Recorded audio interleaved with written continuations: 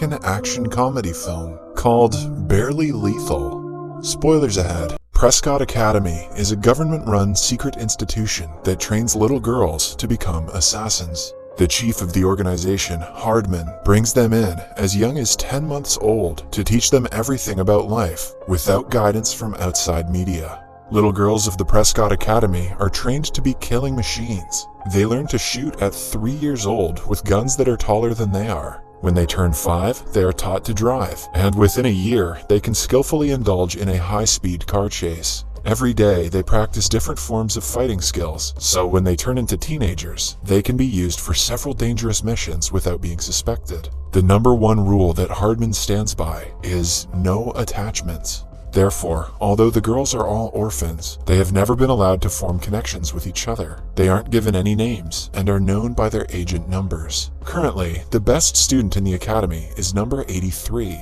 She shoots like a killer that she is trained to be, and fights the best among everyone. But the no attachments rule never made sense to her. One day, the girls are given the task of poking a stuffed toy with a pen. While the other girls do as told, 83 holds the toy to her chest. Hardman presents her as a bad example and tears the toy's head. 83 has emotions piling up inside her that are set to burst any day.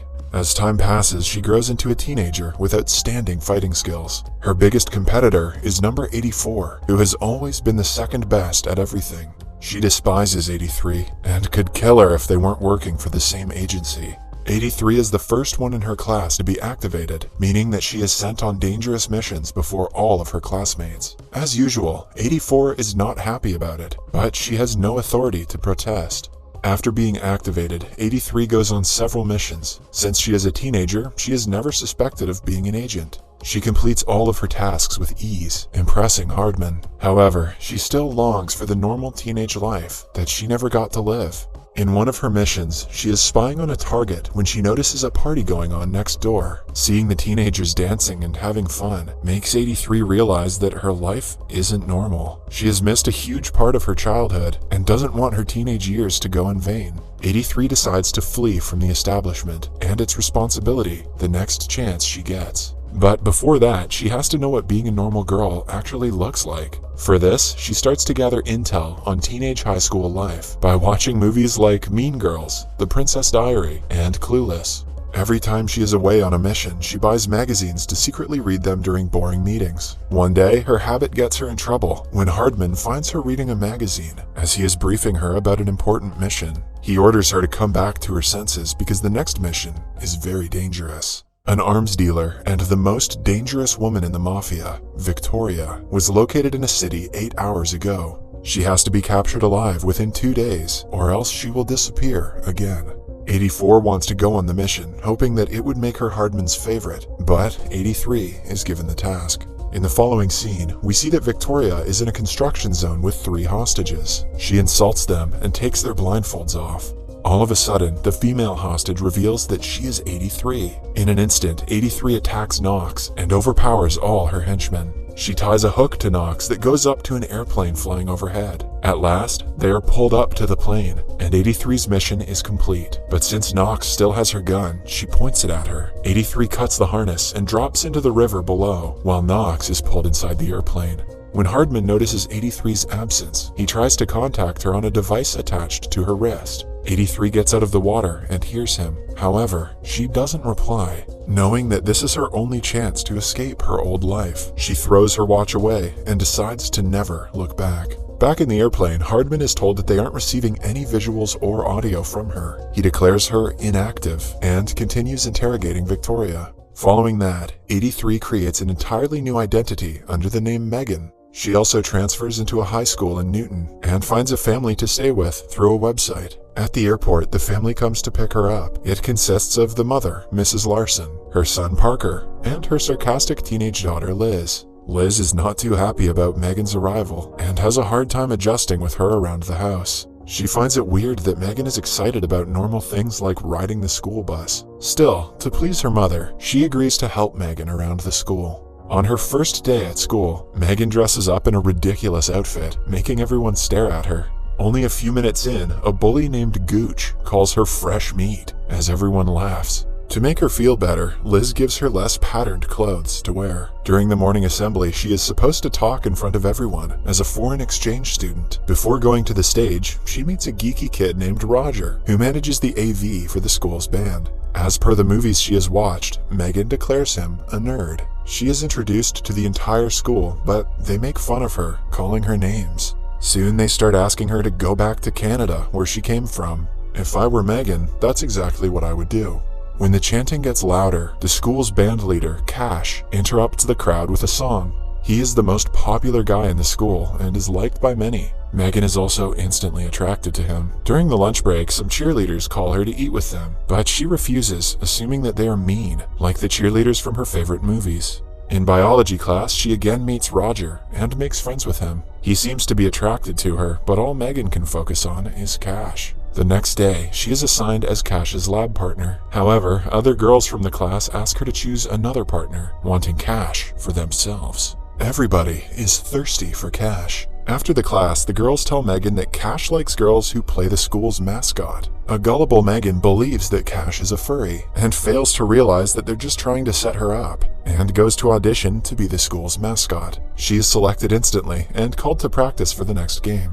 During the practice, a group of masked men run towards her and try to kidnap her. Megan uses her skills to easily overpower them, surprising everyone around her. She had thought that the masked people were agents sent by Hardman, but it turns out they are guys from a rival college trying to cause trouble. By the time she realizes this, everyone is filming her. They upload the video on social media, much to her horror. Back at Prescott's base, Victoria is being held and interrogated by Hardman. She is also aware that his way of stealing a good childhood from young girls is wrong. She calls him out for it, but the man insists that he is doing it for a good cause. Victoria also shows special interest in number 84 and is planning to use her to escape. They soon find out about the viral video of Megan and assume she is now working for a rival group. The next day at school, everyone is talking about Megan's outstanding fighting skills. She turns into one of the popular girls overnight. Her day gets even better when Cash calls her to his band practice after school. When she reaches there, she meets Roger and talks to him while waiting for Cash. Roger loves her personality and registers that they have a lot in common, but Megan is too busy drooling over Cash to see that he likes her. Later, she is invited to a high school party that her bully Gooch is throwing at his house. Megan is beyond excited because she has only heard of such parties in the movies. While returning home that day, she is kidnapped by people from Prescott. Hardman has assumed that she is working for a rival establishment and refuses to believe it when she tells him that she just wants to have a normal life. He injects her with a truth drug and finds out she is actually telling the truth. Hardman feels entitled to her life since he taught her everything she knows. He orders her to return to base in 2 days. Following that, his people dump her on the front porch of the house to make Megan look like she's just drunk. When Megan meets Roger the next time, she invites him to Gooch's party, but since his father is strict about parties, he refuses to go. Megan would feel better if he was there, since he is her only friend in the school. Later that night, Megan comes to the party with Liz, who was forced by her mother to accompany her. To Megan's surprise, 84 is also at the party, now going by the name Heather. Megan thinks Hardman sent Heather to keep an eye on her, but Heather doesn't confirm or deny the claim. Roger also comes to the party looking for Megan, but is disappointed to see her kissing Cash. By the end of the night, Cash asks her to be his homecoming date. The next morning, Megan gets on the school bus to see that Hardman is disguised as the driver. He is there to warn her that Victoria has escaped from Prescott and is planning to take revenge on her. He offers her to return to Prescott, but Megan refuses. Later, we see her and Liz driving to school when they are pursued by a masked assassin. While in a car chase, Megan tells Liz the truth about her past life. They eventually crash in a junkyard, along with the assassin's car. The assassin is lost, but Megan recognizes her to be Heather by the scent of her perfume. Liz is in the hospital after the crash. Megan wants to leave before more people get hurt because of her, but Liz thinks that Megan trying to abandon the family would be worse. Starting that day, they get along well. Megan tells Liz everything about her life as an agent. They shop for outfits for homecoming together and get each other ready for the special night. Liz goes out with Gooch, who has changed after spending time with her at the party. Poor Liz doesn't understand. Once a Gooch, always a Gooch. Meanwhile, Cash and Megan go together. Megan had thought that the night would be special, but Cash hardly talks to her. After spending some time with him, she realizes that his entire personality is being popular. She dumps him and goes to Roger, asking him for a dance. To her surprise, he declines and turns to his date for the night, Heather. The girls argue about who gets to be his date and eventually get into a fight. They wrestle around the venue, destroying the decorations. Eventually, they end up in the kitchen, where Heather is about to stab Megan. Liz sneaks up on Heather and stabs her in the leg with a corn dog stick. Then, Megan hits Heather over the head and knocks her out. Following that, the girls run back home to see that Victoria and her people have taken Mrs. Larson and Parker hostage. Megan fights them efficiently until they capture Liz. She stops resisting for the family's safety, but still has to hope that Hardman will come to save her. Victoria laughs at her for being so naive and reveals that she was the very first Prescott girl, number 1. Like Megan, she also left Prescott for robbing her of her childhood. She challenges Megan to a one-on-one fight and defeats her easily. Suddenly, Hardman arrives with reinforcements to help Megan and capture Victoria. They break in and knock out Victoria with a tranquilizer gun. Megan hugs Hardman, thanking him for the help. In the last scene, she stops Roger on his drive home and brings him with her on a helicopter ride.